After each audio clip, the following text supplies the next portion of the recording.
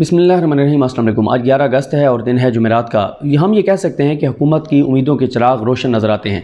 तहरीक इंसाफ पहली मरतबा मुश्किलात का शिकार नज़र आती है और साथ ही जो एक हुकूमती मनसूबा है उस पर अब तक जो है वो कामयाबी से काम जारी है। इन तमाम चीज़ों पर बात करते हैं। देखें, कल इमरान खान साहब ने जो कहा, जो प्रेस कॉन्फ्रेंस की, जिसमें उन्होंने कहा कि तहरीक इंसाफ को फ़ौज मुखालिफ साबित करने की कोशिश की जा रही है।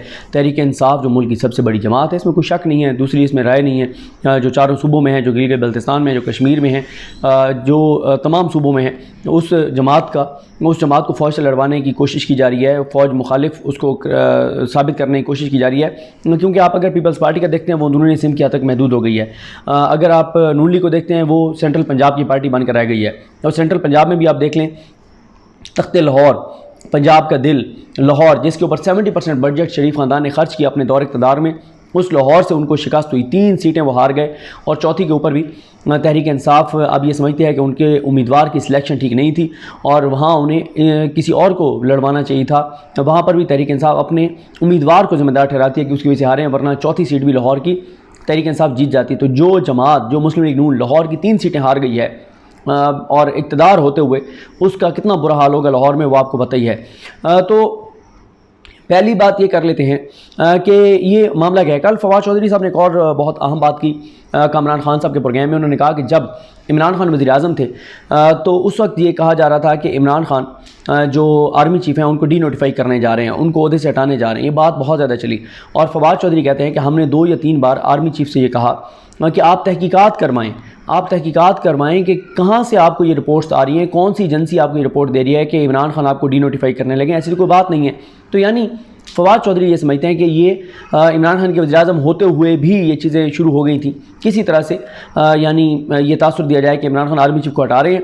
और इस सब का मकसद क्या है, या अभी ये जो कहा गया कि शोधा के ऊपर ट्रेंड्स बनाए हैं पीटीआई ने।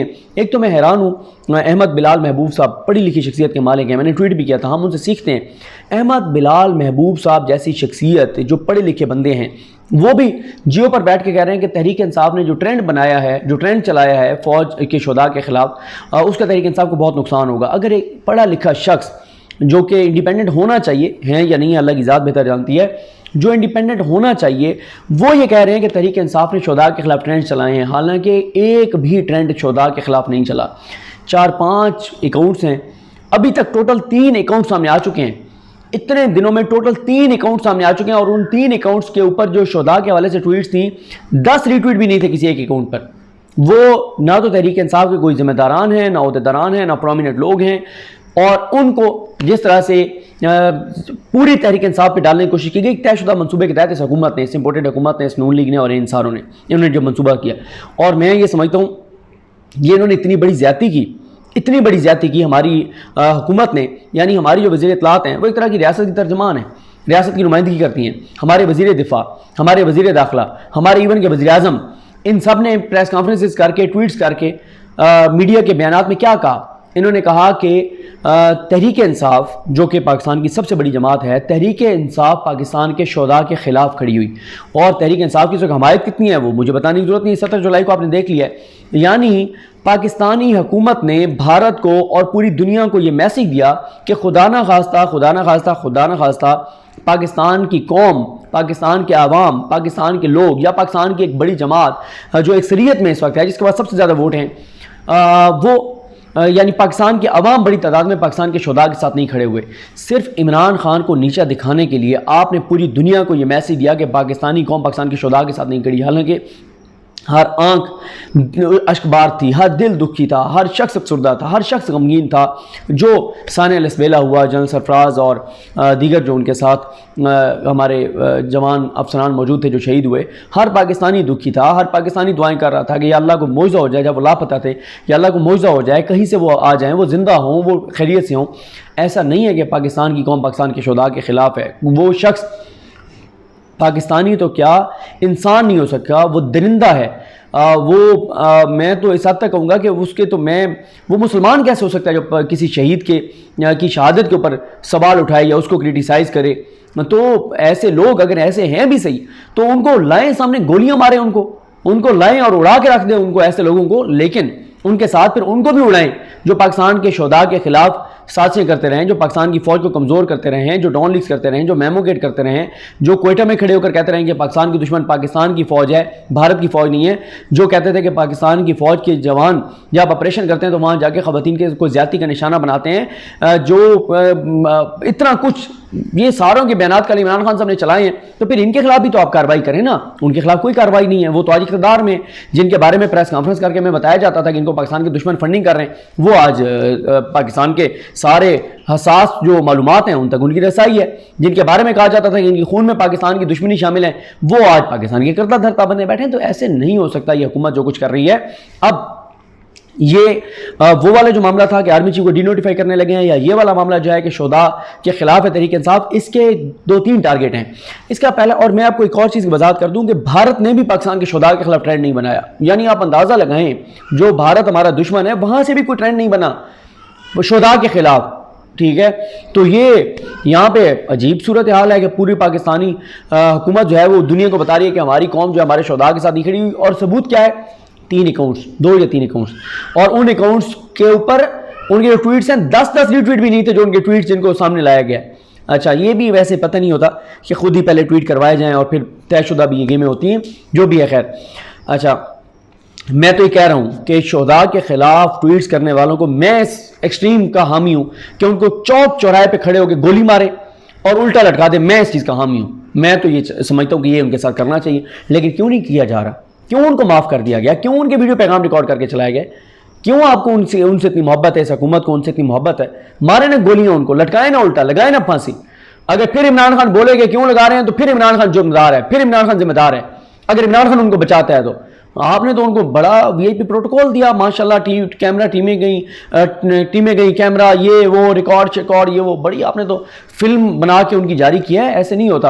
अगर वजारत दाखिला और FIA ने जुर्म उनके ऊपर साबित हो गया तो उनकी वीडियोस ना जारी करें, उनकी फांसी पे लटकते हुए वीडियो सामने आनी चाहिए। और अगर कोई पाकिस्तान में से बोलेगा तो वो गद्दार होगा जो शोधा के ऊपर कंपेन करने वालों को सपोर्ट करेगा।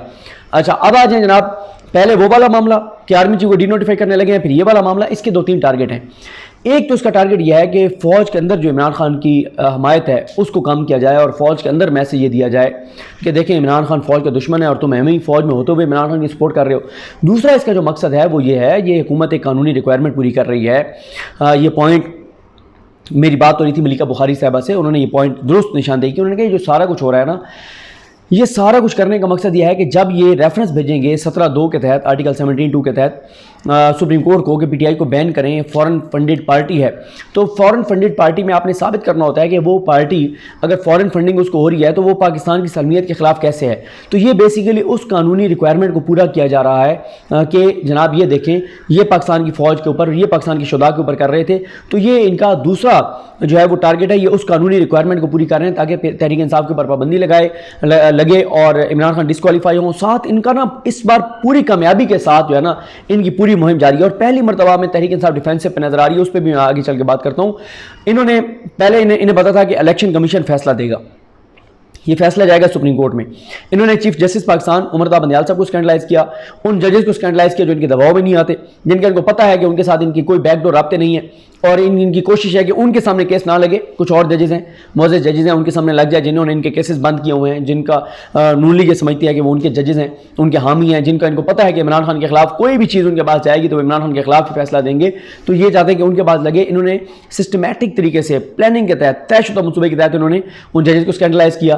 फिर इन्होंने मीडिया पर नैरेटिव बनाया, इन्होंने अवाम में नैरेटिव बनाने की कोशिश की। अवाम में तो नैरेटिव नहीं बना। मैंने एक किसी शख्स का ट्वीट नहीं देखा जिसने कहा हो कि मैं इमरान खान का हामी था, लेकिन अब मैं इमरान खान की हमायत से दस्तबरदार हो रहा हूं क्योंकि इमरान खान ने जो है वो ये ज्यादती की है, इमरान खान ने फौज के खिलाफ हुआ है। ऐसी कोई बात नहीं। कल आपने सुन लिया इमरान खान साहब क्या कह रहे थे। तो ये सारी अब तहरीक इंसाफ जो है वो अभी तक हमें डिफेंसिव पे नजर आ रही है, वजाहतें दे रही है हर चीज़ की। ये हमने 17 जुलाई से पहले मरीम नवाज साहब को देखा था कि इमरान खान जाके अटैक कर रहे थे हल्कों में अपने बयानी के जरिए, और मरीम नवाज डिफेंसिव पे थी। अब इमरान खान की जमात डिफेंसिव पे वजाहतें दे रही है और हुकूमत अटैकिंग पोजीशन में।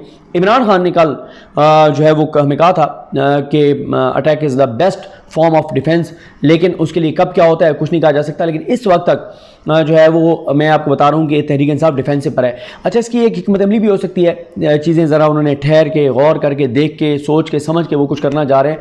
अच्छा, अब मुझे याद आ रहा है कि क्रिकेट मैच एक चल रहा था अभी, शायद ये वर्ल्ड कप था, क्या था, क्योंकि क्रिकेट अब मैं ज़्यादा उस तरह देखता नहीं हूँ, पहले बहुत ज़्यादा देखा करता था। तो पाकिस्तान का और शायद ऑस्ट्रेलिया का मैच था, तो ऑस्ट्रेलिया जो है वो खेल रहे थे, तो टारगेट ज़्यादा था, वो विकेट रोक रहे थे, वो बिल्कुल रोक रहे थे, और वो उनके लिए रन रेट बढ़ता जा रहा था। रन रेट कहते हैं, जो भी कहते हैं कि हर ओवर में कितने रन चाहिए। तो मैं, हमारे दोस्त ऐसा चौधरी प्रोड्यूसर हैं पब्लिक न्यूज़ में, जो हम प्रोग्राम करते थे, मैं और अदील बड़ाई साहब उसके प्रोड्यूसर, मैंने उनको कहा, मैंने उन्हें कॉल की, मैंने उनको बार बार कॉल कर रहा था कि ये चीज़ बताएं, ये चीज़ बताएं, इधर उनका एनालिसिस ले रहा था, बड़ा मैच फंसा हुआ था।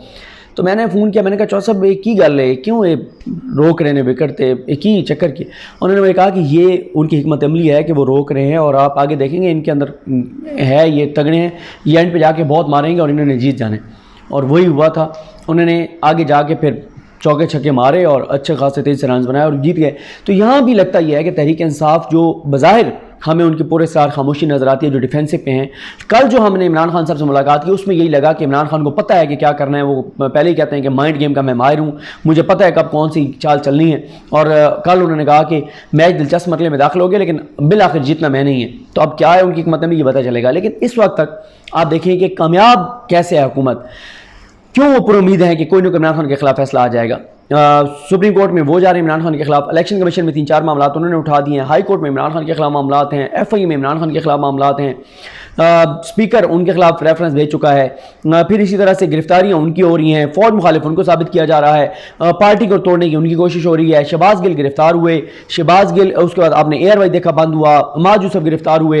मीडिया के ऊपर एक प्रेशर है, मीडिया के अंदर एक खौफ है, सोशल मीडिया के ऊपर एक खौफ है कि बात नहीं करनी, ये वो, कोई भी उठाया जाएगा, कोई भी गिरफ्तार हो जाएगा।